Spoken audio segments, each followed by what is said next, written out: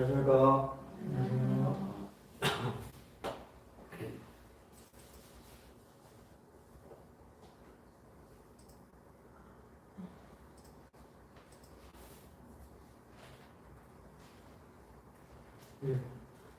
오늘은 24번째 여호수아 말씀입니다. 여호수아의 기업이라는 제목으로 이 주제를 나누기로 합니다. 전장을 다 읽으면 좋겠지만 땅에 대한 이야기가 대부분이기 때문에 말씀에 그 부분들이 좀 포함이 되어 있어서요. 그런 중요한 부분만 같이 좀 공부하겠습니다. 여호수아서 19장 49절로 51절 다 찾으셨죠? 네, 49절 제가 읽겠습니다. 이스라엘 자손이 그들의 경계를 따라서 기업의 땅 나누기를 마치고 자기들 중에서 눈의 아들 여호수아에게 기업을 주었으니 곧 여호와의 명령대로 여호수아가 요구한 성읍 에브라임 산지 한낱 세라를 주매 여호수아가 그 성읍을 건설하고 거기 거주하였더라. 제사장 엘르아살과 눈의 아들 여호수아와 이스라엘 자손의 지파의 족장들이 실로에 있는 해망문 여호와 앞에서 제비 뽑아 나눈 기업이 이러하니라. 이에 땅 나눈 일을 마쳤더라.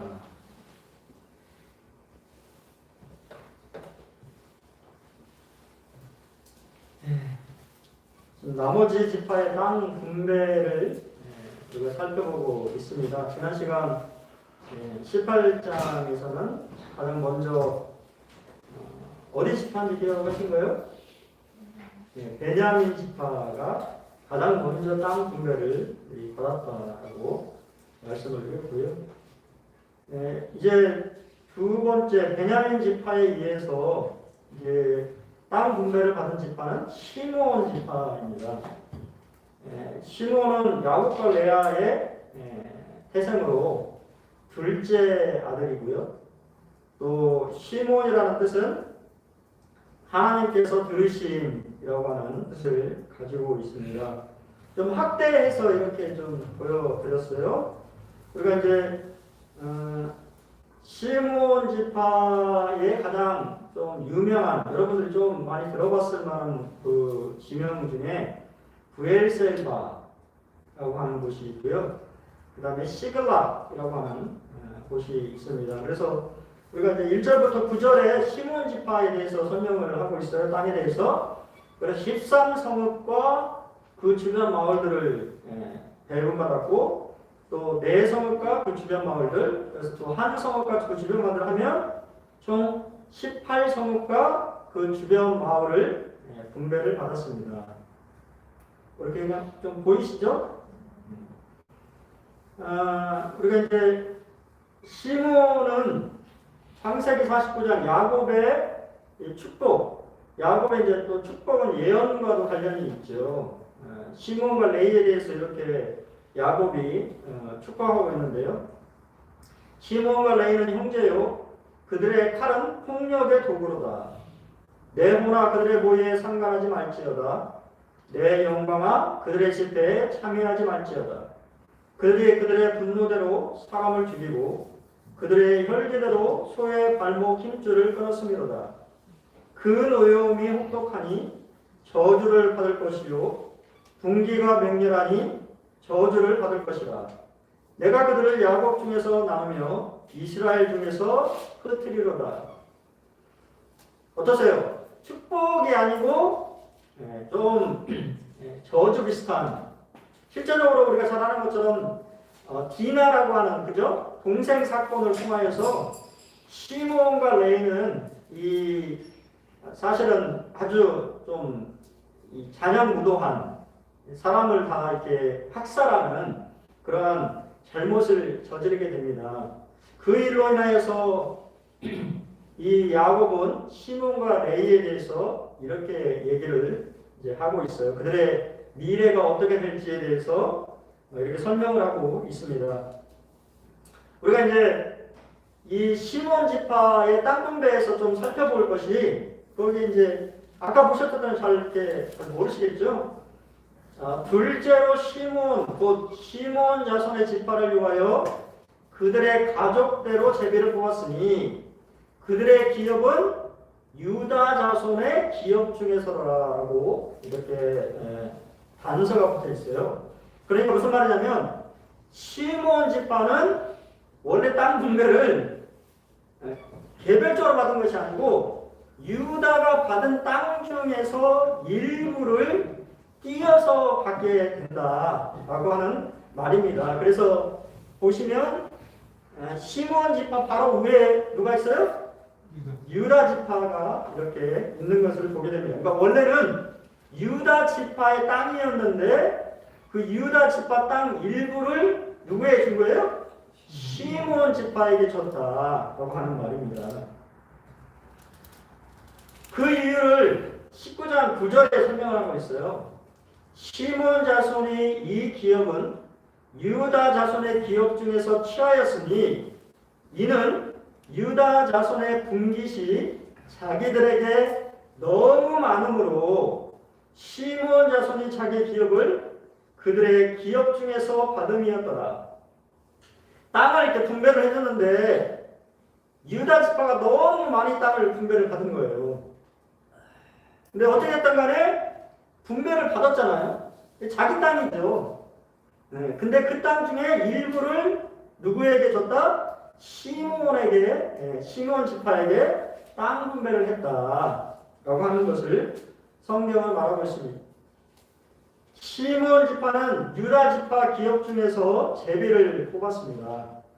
유다 지파는 자신들이 얻은 기업이 너무 많다는 것을 깨달았습니다. 그러므로 그들은 그것을 다른 지파와 함께 나누기를 원했습니다. 주 안에서 많이 가진 자들은 적게 가진 자들과 기업을 나눌 줄 알아야 합니다. 유다 지파는 이 일에 좋은 본이 되었습니다. 우리는 자신이 주님 안에서 유업을 얻는 일에 관심을 가질 뿐만 아니라 다른 사람들의 얻음에도 관심을 가져야 합니다. 라고 유동근 목사님이 이렇게 말씀하셨는데 참 안에 대해서 함께 나누게 되었어요. 자기가 많이 가졌다라고 해서 그것을 나누기는 쉽지 않은 일이지요. 유다 지파는 이미 땅 분배를 받았고 이미 자기 땅이었죠. 그러니까 그것에 대해서 줄 필요가 없는 것인데 유다 지파는 우리가 계속 살펴본 대로 우리 주님의 그죠? 조상이 되는 것이잖아요. 우리 주님이 유다 지파를 통하여서 이 땅에 태어나셨는데 이제 그런 면에서 봤을 때 유다 지파가 계속적으로 좋은 면들을 나타내고 있는 그런 모습들을 보게 됩니다. 자기가 가진 것을 남에게 나눈다라고 하는 것이 쉬운 일이 아니지요. 유다는 시몬과 함께 나누기를 기뻐했던 것으로 보여집니다. 우리가 사도행전 20장 35절에서도 범사에 여러분에게 모범을 보여준 바와 같이 수고하여 약한 사람들을 돕고 또 주 예수께서 친히 말씀하신 바 주는 것이 받는 것보다 복이 있다 하심을 기억하여야 할지니라라고 말씀하고 있습니다. 사도 바울은 실제적으로 자기 그 사역에 대해서 자비랑을 하고 있었고 그 자비랑하고 있는 중에서도 또 동일하게 자기가 가지고 있는 것들 일부를 수고하고 약한 사람들을 돕는데 사용하고 있었다라고 하는 것을 성경은 말해주고 있고 또 주님이 친히 말씀하셨던 그 중요한 말씀 주는 것이 받는 것보다 복이 있다고 말씀하신 말씀을 성도들이 기억해야 된다라고 하는 것을 우리에게 교훈해주고 있습니다. 우리가 받는 것 좋죠. 그렇죠? 남이 나에게 무엇인가를 이렇게 주면 받는 것이 참 기분이 좋은 일이지만 주는 것이 주님 안에서 주는 것이 더 기쁨이 되는 것. 그것이 성도의 그러한 마음이라고 하는 것이죠. 주님의 마음인 것이죠. 사랑은 주는 것이라고 말씀을 하고 있습니다. 그렇죠? 주는 것이 아깝지 않은 것이 사랑하는 마음이죠. 유다 지파는 자신이 가진 것을 형제인 시몬과 함께 나누는 것에 인색하지 않았습니다. 자기가 가지고 있는 이미 그 많은 땅들을 형제와 나누는 것을 기뻐했던 것을 보게 됩니다. 예, 세 번째는 스불론 지파가 땅 분배를 받았습니다. 스불론 지파는 야곱과 레아 출생이고 10번째 아들이고 뜻은 함께 거처함이라고 하는 뜻을 가지고 있어요. 뭐 다 읽어볼 수가 없어서 집에 가서 나머지 부분들을 읽어보시고 스불론 지파는 12성읍과 그 주변 마을들을 이렇게 분배받았습니다. 뭐 이렇게 보시면 나중에 혹시 성지순례 가면 갈멜산에 꼭 올라가거든요. 갈멜산. 갈멜산 부근이 바로 스불론 지파 땅이다라고 하는 것을 좀 생각해 보시면 나중에 성지순례 가셨을 때 좀 도움이 되겠죠. 이해가 되시죠? 원래 갈멜산 있는 데가 아셀 지파 땅이고요. 그 바로 옆에가 바로 스불론 지파 땅입니다. 스불론은 이 야곱의 축복에 이렇게 기록되어 있어요. 스불론은 해변에 거주하리니 그곳은 배 매는 해변이라 그의 경계가 시돈까지로다라고 되어 있습니다. 그래서 아까 보신 것처럼 그죠? 그 옆에 조금 보면 뭐가 있어요? 대해, 지중해가 보이시죠? 그러니까 아마 그러한 부분들을 이렇게 생각하고 야곱이 이 축복을 했던 것 같아요. 스불론 지파는 나중에 서쪽 베니키아 사람들로 인해서 어려움을 겪게 됩니다.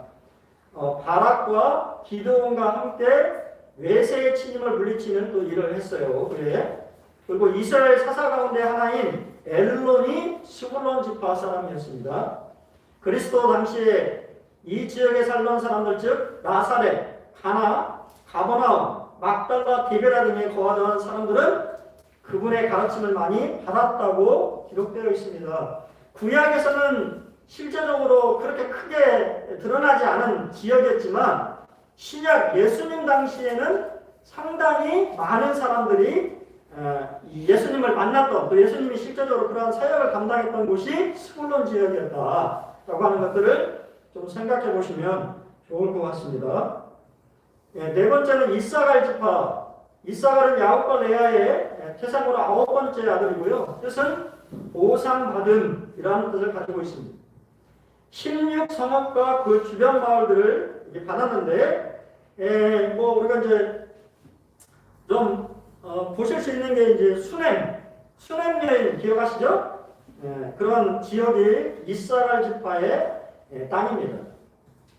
이사갈은 49장 14절로 보면 이사갈은 양의 우리사에 끌어앉은 건장한 나귀로다. 그는 쉴 곳을 보고 좋게 여기며 토지를 보고 아름답게 여기고 어깨를 내려 짐을 메고 앞지 아래에서 섬기려다라고 되어 있어요. 이사갈 지파는 그들은 농작에 능한 사람들이었으며 특히 용맹심과 애국심이 많은 것으로 칭찬을 받았습니다. 성경에서 나중에 한번 찾아보십시오. 거기 말씀 보면 사사기 5장 15절에서도 드보라와 함께 그 이방 민족들, 가나안 민족들을 이렇게 몰아내는데 앞장섰던 또 이 지파가 이사갈 지파고요. 역대상 10장 32절에서도 다윗 왕의 기억 속에 이사갈 자손 중에서 시세를 알고 이스라엘이 마땅히 행할 것을 아는 우두머리가 200명이니 그들하여 다윗 시대에 지도자급 역할을 했던 그러한 또 이 사람들을 배출했던 지파가 이사갈 지파라고 하는 것을 성경이 우리에게 말해주고 있습니다. 다섯 번째는 아셀 지파죠. 여기 보시면 이제 지중해를 끼고 야곱과 실바의 아들이고 8번째 아들입니다. 복받은 자라고 하는 뜻을 가지고 있어요. 실제로 바다를 끼고 있기 때문에 아주 이게 좋은 환경을 가지고 있는 게 아셀 지파입니다. 22성읍과 그 주변 마을들을 분배받았습니다. 창세기 49장 20절에 보면 아셀에게서 나는 먹을 것은 기름진 것이라 그가 왕의 수라상을 차리로다. 얼마나 풍족한 땅을 부여받았으면 아셀리파가 왕의 수라상을 차릴 정도로 아주 이 풍족한 것을 누릴 수 있다라고 아버지가 이렇게 예언하는 것을 보게 됩니다. 가나안에 들어갈 때 아셀 지파는요 순서상 5번째였으며 그 수는 53,500명이었습니다. 그들의 땅은 곡식, 포도즙, 기름, 강물 등이 풍부하였습니다. 아셀 지파 사람들은 가나안 족속을 정복하지 못했고 부분적으로는 그들 가운데 살았습니다. 그들은 다윗과 히스기야 왕의 역사에서 명예롭게 기록되기도 했습니다. 여섯 번째는 납달리 지파입니다. 납달리 지파는 야곱과 비라의 소생이고 여섯 번째 아들이고 씨름하는 자라는 뜻을 가지고 있습니다. 19성읍과 그 주변 마을들을 분배받았어요. 납달리는 노인 암사슴이라 아름다운 소리를 바라는도다라고 하는 축복을 받았습니다. 납달리 지파는 북부 팔레스타인의 비옥한 땅을 차지하였습니다. 그들은 다윗이 왕에 취임할 때 군대와 함께 참여하였습니다. 사사기 때에는 또 그들이 전쟁에 이렇게 참여했다라고 하는 언급이 되어 있고요. 그들은 시리아 사람들에 의해서 기세가 꺾였고 아시리아 왕국으로 잡혀간 첫 번째 포로가 되었습니다. 우리 주님은 이 지역의 남부에서 많은 시간을 또 보내셨다라고 하는 것이 성경의 기록이지요. 마지막입니다. 단지파. 야곱과 비라의 아들이고 5번째 아들이고 하나님의 심판이라고 하는 뜻을 가지고 있습니다. 지금 보시면은 잘 보이시는지 모르겠지만 지도가 2개예요. 그렇죠? 이 단지파는 원래 이 남쪽에 땅 분배를 이렇게 받았어요. 근데 이 땅을 완전히 정복하지 못하고 그러니까 실제적으로 이 지중해 연화를 따라서 누가 살고 있었냐면 블레셋 지파가 살고 있었어요. 그러다 보니까 블레셋 지파가 상당히 쫓아내기가 어려운 그러한 가나안의 민족이잖아요. 그러다 보니까 일부가 어디로? 제일 북쪽인 북쪽 지방으로 올라가게 돼서 그 북쪽 지방을 점령을 하고 그 이름을 단이라고 명령을 했어요. 그래서 나중에 우리가 이제 단은 아버지 야곱이 이런 얘기를 했습니다. 단은 이스라엘의 한 지파같이 그의 백성을 심판하리로다. 단은 길섬의 뱀이요 샛길의 독사로다. 말굽을 불어서 그 탄자를 뒤로 떨어지게 하리로다. 어떻게 좀 어떻습니까? 좋은 내용이에요, 안 좋은 내용이에요? 별로 안 좋은 내용이죠. 또 뱀, 독사 이런 것이 나오면 안 좋은 내용이죠. 단지파는 사실은 가나안에 들어가기 전에는요, 단지파가 유다지파 다음으로 수가 가장 많았어요. 근데 이제 우리가 가장 마지막에 분배를 받잖아요. 블레셋 사람들의 경계에 닿았으므로 단지파는 그들과 여러 차례 전쟁을 치러야 했습니다. 단에서 부엘셀바라는 표현이 성경에 상당히 많이 나오는데요. 최북단이 단을 말하는 것이고 최남단이 부엘셀바를 말하는 것입니다. 이스라엘 땅 전체 약속의 땅을 말할 때 단에서부터 부엘셀바까지라고 하는 그러한 말들을 하게 되는 것입니다. 하지만 이 단지파는 후에 우상 숭배가 극심한 도시가 되었고 여로보암의 2마리의 금송아지 우상 중 하나가 이 단에 있었습니다. 요한계시록 7장에 12지파가 언급되어 있는데 단지파는 빠져 있습니다. 그 말은 우리가 일반적으로 그런 얘기를 하시는 분들이 있잖아요. 단지파에서 적그리스도가 나올 수도 있다라고 하는 그런 분별을 하시는 분들도 있는데요. 어떻게 됐든 간에 단지파는 이 사탄의 이 마귀의 그러한 영향 아래 실제적으로 나쁜 영향들을 많이 미치는 역할들을 감당하는 것으로 보여지고요. 그래서 실제적으로 요한계시록 7장에 12지파의 언급에서 빠지는 것을 보게 됩니다. 예, 힘드셨죠? 근데 이거 한번 안 오르면, 그죠? 한 번 더 안 할 수도 있어서 설명을 좀 드리는 것이 좋을 것 같아서 제가 집어넣었어요. 사실 오늘 드리고자 하는 말씀은 이 부분입니다. 여호수아가 분배받은 땅 딥낫세라에 대한 이야기를 여러분에게 드리고자 하는 것입니다. 뭐 앞에 부분이 조금 힘드셨을 거예요. 왜냐? 나하고 상관없는 땅 얘기를 듣는 것이 그렇게 재미있거나 또 흥미를 끌거나 그렇지는 않은 것을 보게 됩니다. 하지만 이렇게 한번 들어두시면 그런 부분들에 대해서 조금은 지명이나 또 그런 지파에 대해서 조금 더 유익이 될 것 같아서 조금 힘들지만 말씀을 좀 드렸습니다. 땅 분배의 마지막은 가나안 정복과 땅 분배의 주도적 역할을 한 여호수아의 몫을 정해주는 일이었습니다. 땅 분배의 클라이막스, 대비를 장식하는 일은 이제 그러한 모든, 그죠? 군대 장관으로서 또 재판관으로서 땅 분배를 공평하게 이렇게 이끌었던 지도자인 여호수아에게 기업을 주는 일이었습니다. 땅 분배의 의미가 무엇일까요? 땅 분배의 시작은 누구로부터 했어요? 유다 지파의 갈렙으로부터 시작되었습니다. 땅 분배의 마지막은 요셉 지파의 여호수아로 마치게 됩니다. 잘 아는 것처럼 갈렙과 여호수아는 출애굽 세대 중에 유일하게 가나안 땅에 들어온 믿음의 사람들입니다. 믿음의 사람들에게 하나님께서 보상해 주신다라고 하는 것을 우리에게 상기시켜주고 있어요.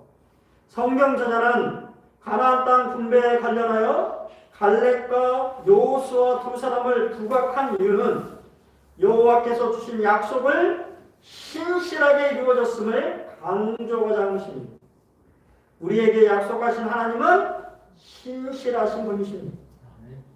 갈렙과 여호수아 믿음의 사람 두 사람에게 약속하셨고 그 약속이 이루어지는 것이 오늘 말씀의 장면인 것이에요.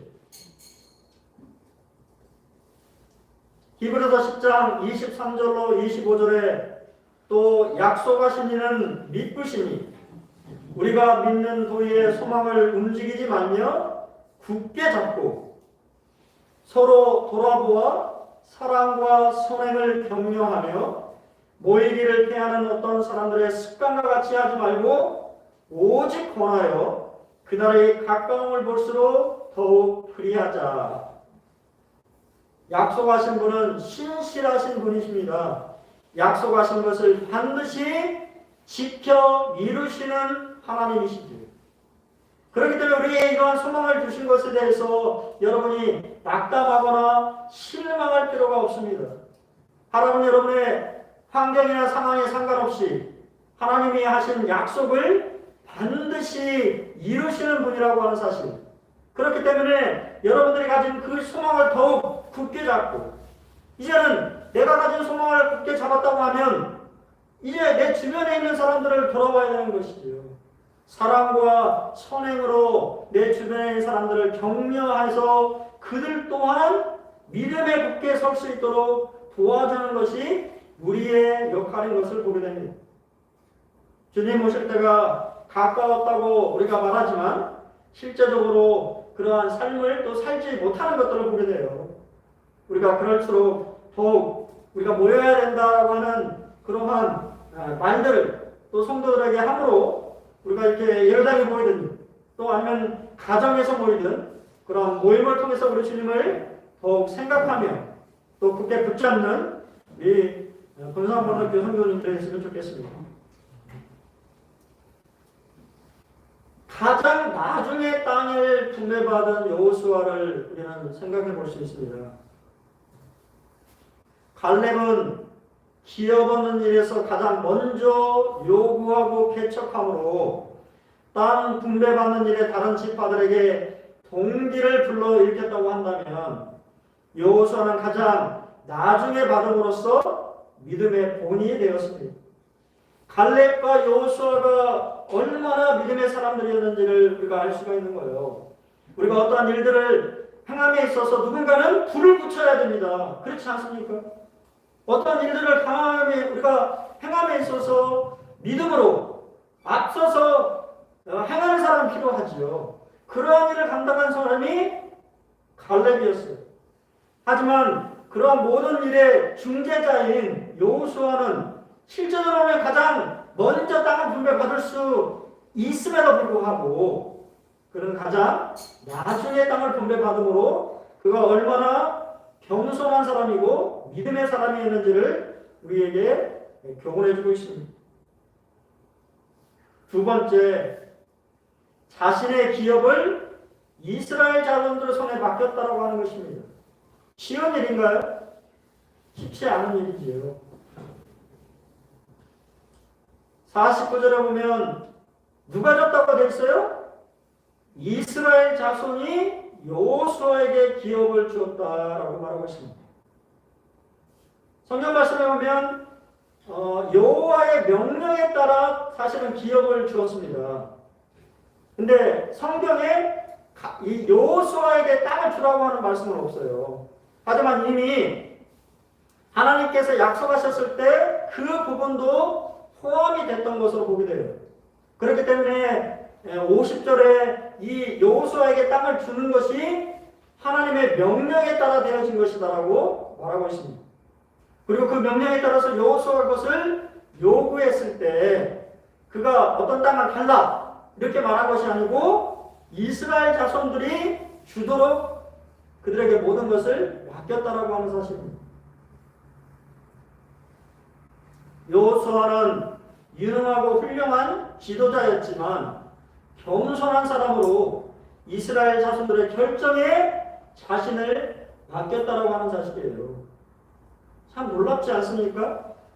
지도자로서 그는 무엇인가를 요구할 수 있는 권리를 가졌음에도 불구하고 그러한 권리를 사용하지 아니하고 오히려 그들을 이렇게 이끌었던 회중에게 자신의 몫을 결정하도록 맡겼다라고 하는 사실을 생각하게 될 때 그가 얼마나 겸손한 사람이었고 믿음의 사람이었는지를 깨닫게 됩니다. 딥나세라는 특별한 땅이 아니었습니다. 지금 보이는 것이 딥나세라예요. 어떠세요? 척박하지요? 지금 현재 모습이 이와 같다면 여호수아 시대에도 마찬가지죠. 에브라임은 산지로 이루어져 있습니다. 산지, 산이에요, 산.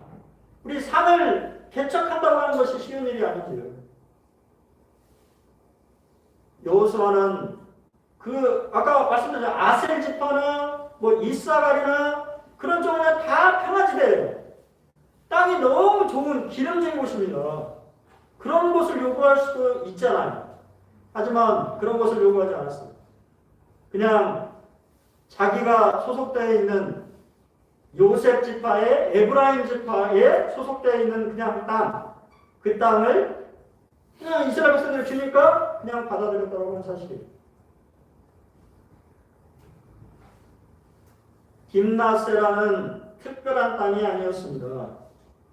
그 성읍을 건설하고 하는 말처럼 잘 정돈된 땅이 아니라 주어진 땅을 잘 가꾸고 완성해 나간 것입니다.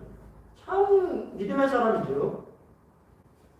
우리가 일반적으로 봤을 때 자기가 그러한 일들을 행하거나 그러한 일들을 이루었을 때 가장 좋은 것을 요구하잖아요. 좋은 것을 받기를 원하는데 여호수아는 그렇지 않았다고 하는 사실이에요. 딥나세라는 황폐한 땅과 같은 곳이었지만 그가 그 기업을 받았을 때 그것을 잘 가꾸고 건설해서 그가 거주할 땅으로 만들어 나갔다라고 하는 사실입니다. 후에 보면 여호수아는 사사기 2장 9절에 딥낫 헤레스라에 장사되었다라고 합니다. 딥낫 헤레스가 바로 딥낫 세라의 동일한 지명인데, 딥낫 헤레스는 태양에게 바쳐진 땅, 그러니까 바알 숭배를 하던 곳이 이 딥낫 헤레스라고 하는 곳이었는데, 이제 이 땅을 여호수아가 어떻게 해요? 딥낫 세라라고 바꾼 것이에요. 딥낫 세라는 나머지 분깃이라고 하는 뜻입니다. 사랑하는 자녀들, 우리가 잘 아는 것처럼 여호수아는 이제 나이가 많은 사람이잖아요. 그렇죠? 죽음을 얼마 남지 않은 그런 사람입니다. 그리고 실제적으로 이 딥낫세라는 아까 이 말씀처럼 여호수아의 묘가 있는 곳이에요. 죽음을 앞둔 그 노인이 어떻게 보면 가장 좋은 땅을 생각할 수도 있지만 그러한 것을 요구하지 아니하고 그 스스로가 마지막까지 하나님의 사람으로서 그 땅을 일구고 가꾸고 그리고는 결국 그곳에 매장되어지는 그러한 참 우리에게 좋은 본을 보이는 모습을 보게 됩니다. 참 여호수아를 말씀을 또 준비하며 또 여호수아 말씀을 이렇게 같이 나누면서 나도 참 내가 노인이 되었을 때 내가 주님을 이 만날 날에 가까웠을 때 참 이런 여호수아 같은 믿음의 본을 보였으면 참 좋겠다라고 하는 생각을 해보게 되었어요. 그는 참 세상에서는 그렇지 않습니까?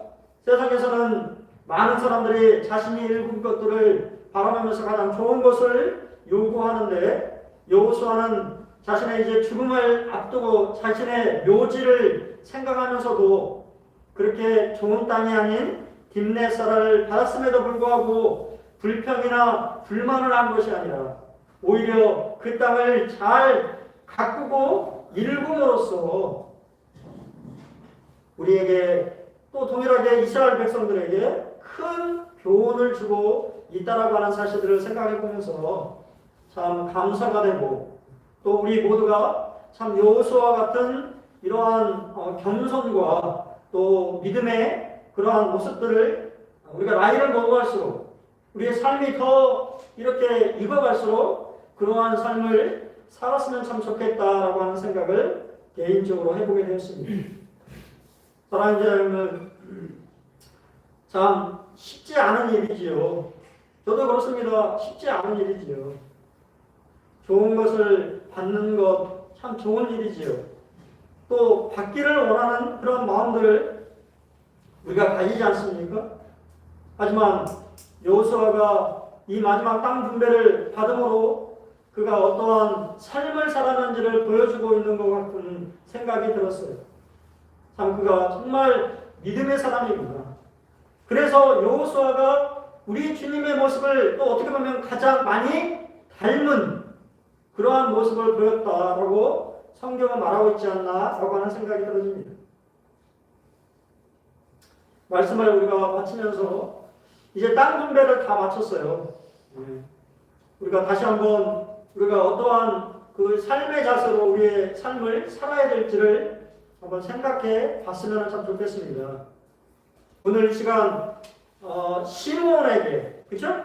유다가 형으로서 시므온에게 자신의 땅을 이렇게 아낌없이 내어주는 그러한 모습, 또 여호수아가 또 동일하게 좋은 것을 요구할 수 있음에도 불구하고 자신의 권리를 사용하지 아니하고 오히려 내 주변에 있는 연약한 사람들, 또 내 주변에 있는 사람들을 돌아보는 그러한 모습들을 보임으로 이들이 얼마나 땅 분배를 잘 했는지를 또 누가 뭐라고 하겠어요. 지도자가 가장 안 좋은 땅을 분배를 받고 그러한 일들을 행한다고 한다면 어느 자손이 자기 받은 이 땅에 대해서 불평분반하게 해주겠습니까? 이런 본을 보이는 모습이 정말 필요하지 않나라고 하는 생각을 개인적으로 해보게 됩니다. 한 주도 우리가 여호수아를 생각하면서 또 우리 주님을 생각하면서 믿음의 본과 또 겸손의 본을 보이는 한 주가 되기를 바라겠습니다. 아멘.